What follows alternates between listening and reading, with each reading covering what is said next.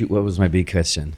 There was a legitimate bee question. All the workers are female. Every last one of them. The queen is a female, and all of the bees you see are female. The drones are the only males, and they do no work. Now, you may think that that's an amazing job. You do no work. Your sole job is to reproduce. Like to work. The problem is in the fall when honey is scarce, the females kick them out of the hive where they start. As they should. Yeah.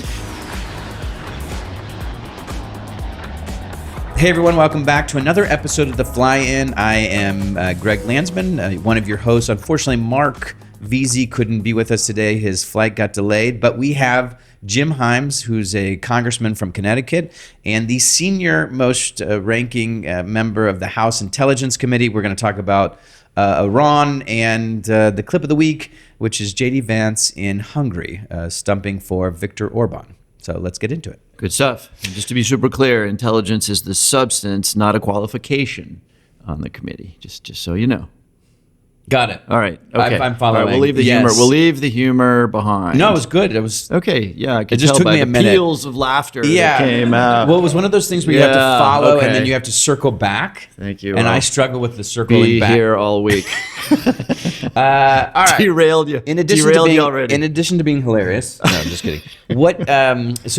Our audience, is very plugged in. They know the members. They know who Jim Himes is for the most part. But what's something that people wouldn't know? Like if they went on Wikipedia, something that's not on Wikipedia, but you're willing to share. Yeah. I don't think this is on Wikipedia. It's on social media, but I'm a beekeeper. Did you know that? No. Okay, good. So maybe it's not on Wikipedia. But you're actively I a beekeeper. am a beekeeper. In fact, I overwintered 3 hives. They are going well. I'm estimating I'm going to get probably 20 gallons of honey. What do you do with it? I give it away to friends. And do you bottle it up yourself? I do. It's quite a process. Yeah, but I started. So here was my theory. My theory was, as you get older, because I am in fact getting older, you got to learn something new every year. And sometimes it works, like beekeeping 6 years ago. Sometimes it doesn't. Like I was going to master French a couple of years ago. That did not happen. But anyway, and so now I've got 3 hives, and bizarrely enough, it's really relaxing. So why beekeeping? That's a good question. I had a buddy who did it, and I was always sort of intrigued by it. And it sort of feels to me like something you got to learn, right? This is not, taking up jogging, right? Yeah. Right. And so, in fact, your first couple of years, it's good to have a, kind of a tutor. Did you have a fear of bees that you were trying to get over, or was just like, this is something I'd like to learn? Yeah, I wasn't quite that thoughtful. I've never been never been particularly crazy about bugs, but no, this was a brand new thing about 6 years ago, and I'm getting better and better. Fascinating little creatures, by the way. Someday you'll look up drones. Drones are male bees that exist for one purpose and one purpose only, and that is to take pictures. Something else. We're not going to get into that, especially this week. Wait, can I? Sorry. Before we get into Iran, one more bee question. I would think that it is a good opportunity or time to think, and I like thinking. I have found that thinking is one of my favorite things to do, and it's really important, as you're trying to solve problems or just trying to get clarity on things. I think you're in the wrong line of work. I know, but when you're beekeeping, I'm assuming you're able to think, or do you have to focus intensely? You know what it is? It's a Zen thing, right? It's like any other animal. It's a Zen thing. If you're calm and relaxed, and they will be calm and relaxed. They will be calm and relaxed. I could never be a beekeeper. All right, so let's get into Iran. You are read in ways that most of us are not. So, I guess a couple things. One is, where is this headed, and where should it be headed? I mean, if you were running the show or calling the shots, how would this end, and versus what you think will happen next? No, it's a great question. And I mean, the short answer to your question is this weird conversation we're having, right? So Pete Hegseth and the boys are saying, but we sunk their Navy and we broke a lot of missile launchers and we buried the nuclear material. It's not just under 80 feet of rubble, it's under 83 feet of rubble, right? And so they've got all these very tactical accomplishments. Meanwhile, the Iranians are like, yep, you did all that, and we've got our hand around the throat of the global economy. And hey, Mr. American citizen, you're now paying $1.25 more per gallon of gas, not to mention the fact your farmers are paying a hell of a lot more for fertilizer. So whose strategic position do you want to be in right now? The folks that are controlling the price of gasoline, or the folks who can no longer bomb the Iranian Navy because the Iranian Navy is at the bottom of the ocean. So that leads to the question of how does this end? Eventually, Donald Trump, and why he didn't think about this before he launched that attack is a serious question. Eventually, he's going to realize the absolute toxicity of having food prices higher because people are paying twice what they were for fertilizer, all goes through the strait, and what it means to have gasoline, what is it today, $1.25 higher and maybe more, what that means for him politically. So he's going to cut a deal. He's going to cut he's going to cut any deal. And the irony of that is that deal is going to be uglier than the Obama deal of 2015, which Donald Trump and his people have spent the last 10 years saying was insufficient. They're going to cut a worse deal. So on the Strait of Hormuz, they obviously have an advantage here, and they're using that. Do you cut a deal with them? If so, what does that look like? JD Vance couldn't get that deal done this weekend. How does it end? And what would it have looked like for the United States to have been prepared for what clearly Trump wasn't prepared for? Yeah. I mean, if you think about where we are right now versus where we might have been, there's all this reporting that, maybe the Prime Minister of Israel said that it would just take a military attack to cause the regime to collapse, that the Iranian people would rise up once again. There's all this reporting that he said that, and that John Radcliffe, our former colleague, called that belief farcical. But clearly there was an argument inside the Oval Office. And somehow the notion that is pretty obvious that we might wind up right here, because think about it, right? You don't need a lot of power to close down that strait. You do not need easily identifiable artillery pieces and tanks and ships. You need a garage with a couple of drones in it. Because if you got a couple of drones and you can send those drones to an oil tanker, which by the way is flammable, you've shut the Straits of Hormuz. So this wasn't like 9-dimensional chess when the White House and the Oval Office were thinking about this stuff. And sadly, that's where we are right now. So what can the Americans say? We can say, we're going to keep bombing you guys. Now, the Iranians have already shown that they can suffer massive losses amongst their leadership, because they have, top 30 or 40 people. But they've shown that they can sustain that and not collapse. And we don't have a lot more targets. The Navy's at the bottom of the sea, right? And so, but they meanwhile have lots of garages and lots of caves and lots of other concealed areas where they have the munitions that they need to keep that strait closed, which is why the passage of time, if you believe that gasoline prices matter to Americans, and they do, you and I are probably partly in the minority today because of inflation 4 years ago. It's a pretty unenviable strategic position for us to be in. What's your take on the blockade? First we had to open it, and then it didn't matter, and then we're going to close it, and now it doesn't matter, but you have to help us open it, but we don't care about it. I mean, holy smokes, has he not been on basically every single side of the blockade and whether it needs to be opened? Now, what the president doesn't see, this is like him not understanding what tariffs are. That guy did not, despite having gone to the University of Pennsylvania, did not take economics, right? It is true that we are energy self-sufficient, right? But it is also true that there is a global market for petroleum, right? So having the Straits of Hormuz closed actually really, there's a reason why gas is $1.25 more expensive today. There are global markets for this stuff.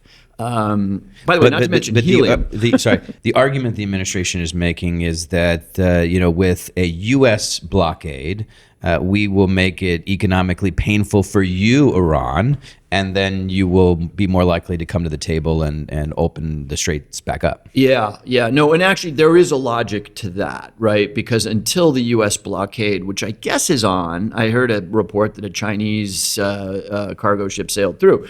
But until then, of course, the only oil getting out is Iranian oil. So they are going to inflict some real pain here.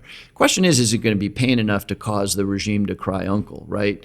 What do you think the Chinese are thinking right now? This really matters to the Chinese. And my guess is that they're thinking to the Iranians, first of all, they're going to push to have this thing brought to a close. I'm not sure that that's going to be comfortable for the Americans, again, because the Americans Trump needs a better deal than Obama got, and I just don't see how he gets that.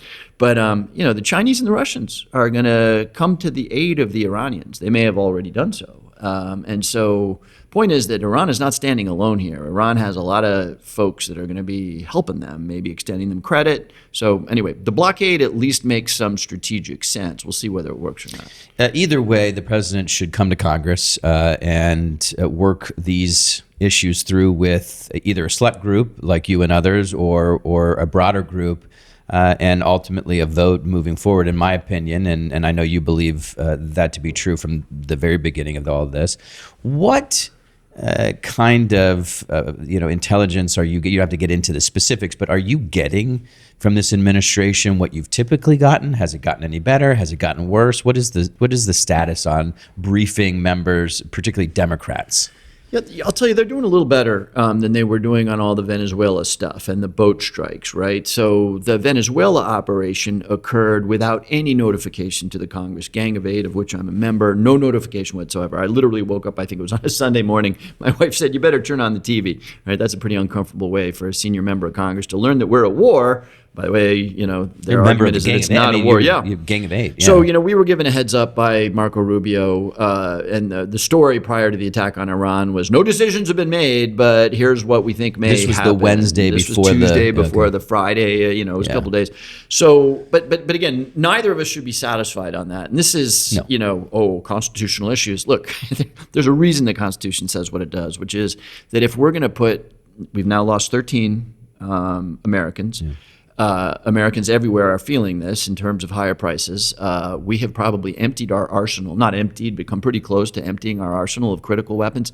Feels to me like something, and the founding fathers certainly believe this, feels to me like something we ought to debate, right? Yeah. And ultimately approve. Not one guy deciding that he's going to create these kinds of waves for the American people. It does seem like we're going to have a war powers vote on Thursday. I'm going to vote for it. I think it passes. And if it passes, will that have, it doesn't pass the Senate, but do you think it passing the House will have any real impact? No. Do I think the president is going to say, oh my goodness, the House of Representatives passed a war powers? Well, okay, I better withdraw troops. No, of course, it's going to have no impact on what he wants to do. But it's going to send a pretty powerful signal to the American public. Yeah, I think it does send a message that, of course he's not going to say, okay, I'm going to listen now, but I do think it will have an impact, especially since it's different than the first vote in terms of the outcome. Frankly, the polling is what the polling is. Americans don't support this war, and having the representatives of the American people, assert their constitutional prerogatives, which I understand is a little, Federalist Papers, but nonetheless, having a signal that the representatives of the people are not behind the president expanding this war, I think that'll have an impact. All right, let's get into the clip of the week. Will you stand for freedom, for truth, and for the God of our fathers? Then, my friends, go to the polls in the weekend, stand with Viktor Orbán because he stands for you and he stands for all these things. God bless Hungary and God bless the United States of America. Thank you. Did JD Vance kiss of death? It was first the Pope, now Viktor Orbán. Was it surprising to you that he went down, Viktor Orbán? It wasn't surprising. The polling was pretty clear. I'm sort of surprised that JD Vance sort of put his credibility on the line here. Well, that's what I thought. Like, why is he going to do that? Because I remember having seen some polling that suggested that Viktor Orbán was in real trouble. Why did he go? Yeah, and ironically, think what JD Vance said in English to a Hungarian crowd there. He said the exact opposite of what they believe. If you talk to Hungarians, they'll tell you one of the main reasons they voted against this guy, because remember, they installed a conservative. It's not like they installed a progressive, alternative. It was just the rank corruption, and then of course Orbán had been, the God of our fathers. That was probably the line. But freedom and liberty, oh my God, they kicked a university out of Budapest, right? This has nothing to do with freedom. It has to do with constricting freedom. But look, at the end of the day, I think it was the corruption. And look, we're all feeling this fatigue. We're all feeling this fatigue that I suspect the Hungarians felt with an authoritarian leader. Yeah, I think that what's going to kill Trumpism. And the sort of MAGA control on Congress is the corruption. It's just how blatantly corrupt Trump has been with the pardons, cutting deals for his friends, whether it's regulatory or it's tax stuff. He has made billions and billions of dollars. So has his friends.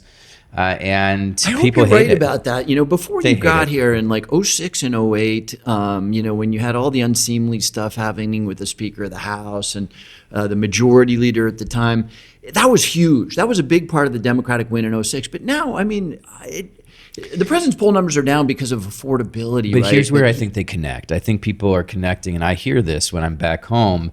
They spend $4.5 trillion, mostly on tax cuts for the super wealthy, to pay for those tax cuts for the super wealthy, their friends, their donors.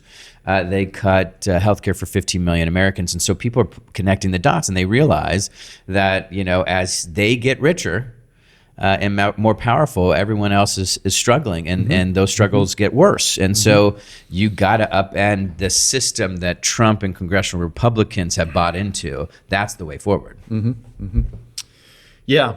No, I think you're absolutely right about that. People understand that they're getting stuff taken away from them, even if they get no tax on tips, right? But I am still stunned by the extent to which you can be running a crypto business and inviting crypto investors to the White House. I mean, 10 years ago that would have ended political careers. Before I let you go, what's one thing that you think should be covered that's not being covered sufficiently? It may be in the news, it may not be in the news, but something that is happening right now that should be getting more attention here in the United States. Yeah. Or no, it could be around the world.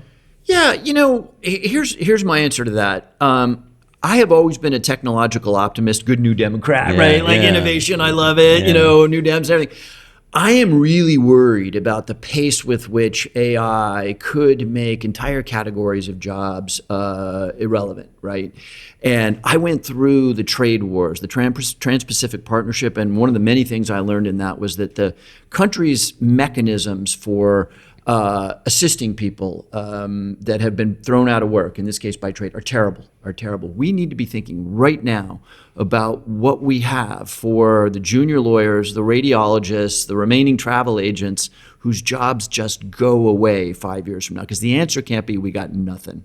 We got to be more thoughtful and creative about the disruptive possibility of artificial intelligence. Jim, thank you so much for doing this. Thank you, Greg. Enjoy beekeeping and keep us safe. All right. Thanks for having me. Yep, you bet.